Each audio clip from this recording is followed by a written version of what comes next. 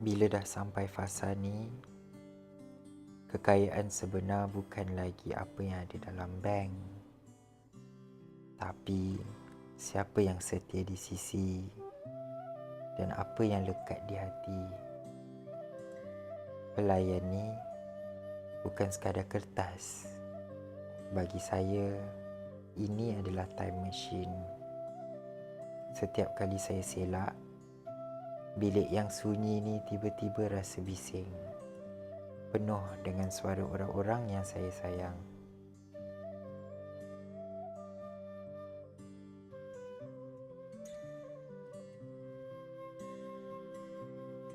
Macam magic, tiba-tiba rasa muda balik 20 tahun. Tengoklah tu, tak perlu cover ayu, tak payah pening susun jadual. Kita cuma tahu gelak, makan dan raikan persahabatan yang dah lama tertangguh. Masa ni, kita tak pegang phone pun untuk rekod sendiri. Sebab kita tahu tim projek Buku Merah ada untuk tangkap setiap detik mahal ni. Biar kita sibuk menikmati momen. Orang kata jauh perjalanan, luas pemandangan.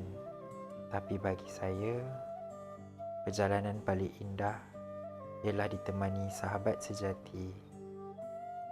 Trip ni mungkin dah tamat, tapi rasa bahagia tu abadi dalam buku ni.